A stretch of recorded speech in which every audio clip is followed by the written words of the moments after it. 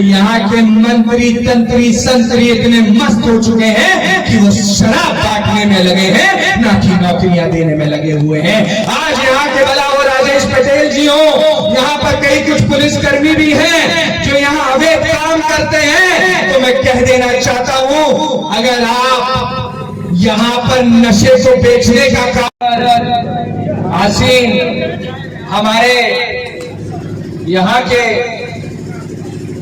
मैं कहूँ जिनसे जिससे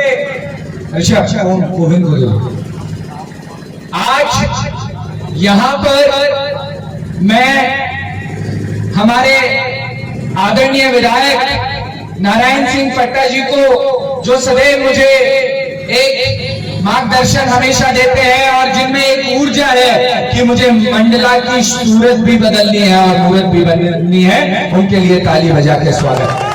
यहाँ पर विधायक चैन सिंह जी, पूर्व विधायक डॉक्टर अशोक जी, जिला अध्यक्ष राकेश तिवारी जी, पूर्व विधायक अहिरवार जी, प्रदेश महासचिव हमारी बहन रोहिणी, जो मेरे साथ हमेशा कंधे से कंधा मिलाकर लड़ाई लड़ती है और हमेशा साथ में खड़े होकर भोपाल हो दिल्ली हो वो तुरंत लड़ने के लिए मेरी बहन तैयार रहती है। बहुत बहुत धन्यवाद उनके लिए। हमारे प्रदेश महामंत्री जी, यहाँ पर गुलाब झुका के आप सभी का आशीर्वाद लेता हूँ और सभी के लिए ताली बजा के स्वागत, वंदन, अभिनंदन कि आप लोग इतनी देर से आए हुए हैं।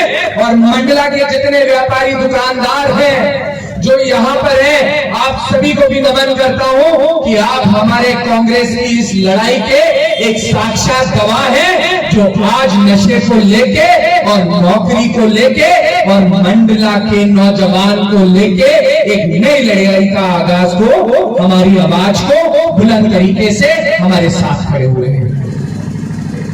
हमारी माई, जिसको हम सब पूछते हैं, उनके नारे से हम शुरुआत करते हैं, बोलो नर्मदा माई की, हर हर नर्मदे।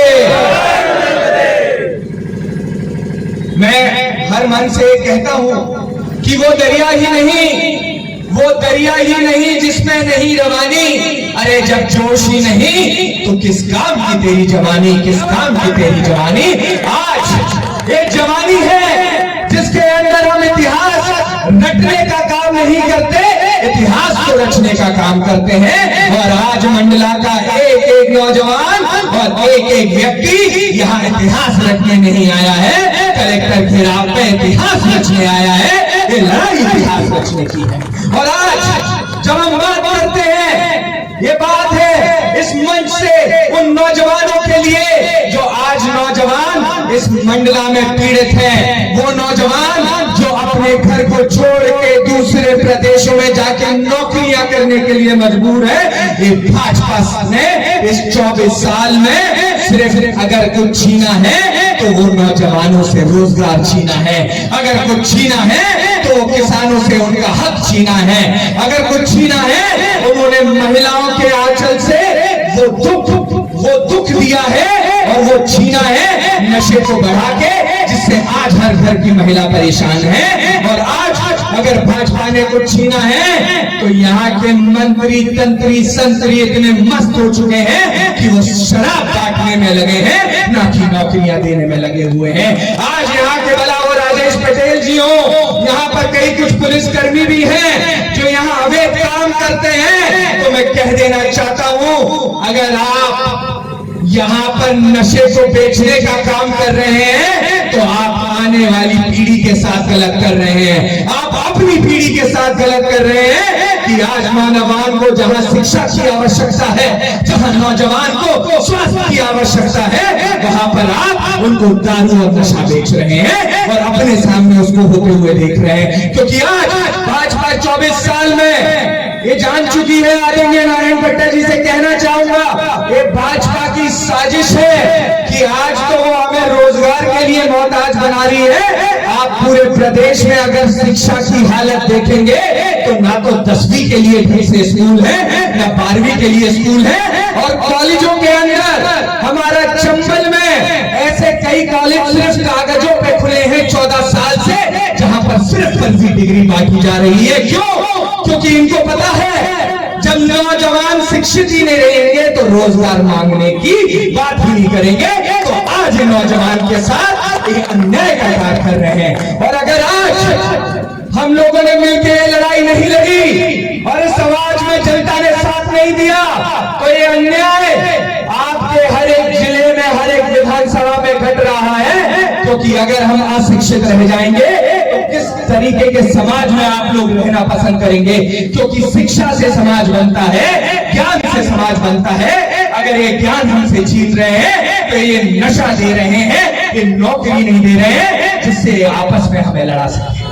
और मैं हमेशा बात कहता हूं कि आकाश की कोई सीमा नहीं, पृथ्वी का कोई तोल नहीं, साधु की कोई जात नहीं। हमारे मंडला के विधायक और पूर्व विधायकों का कोई तोल नहीं, कोई मोल नहीं। ये सदैव जनता के बीच में अपनी लड़ाई लड़ते हैं।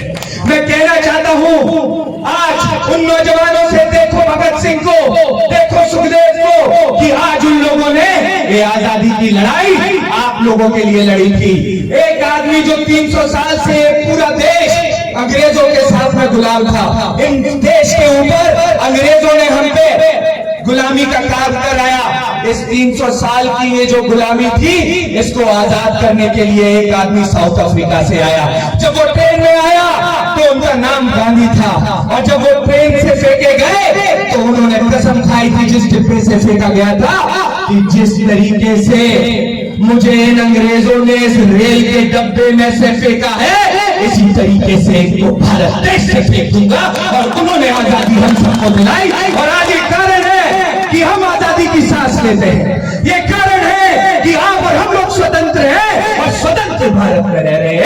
और वही भगत सिंह जिन्होंने कहा था मेरे सीने में जो जख्म है, अरे फूलों के गुच्छे हैं, अरे पागल ही रहने दो, हम नौजवान पागल ही अच्छे हैं। और पागलपन में ही इतिहास रखा जाता है। और आज अगर ये पागलपन आप लोगों ने नहीं ठाना तो याद रखिएगा, आपसे आपका सब कुछ छीन रही है भाजपा, आपके बच्चों का भविष्य छीन रही है भाजपा, आपकी बिटियाओं का भविष्य छीन रही है भाजपा।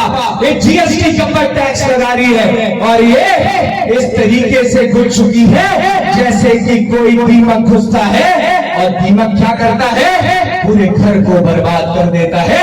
ये दीमक की तरह आज पूरे प्रदेश को बर्बाद कर रही है।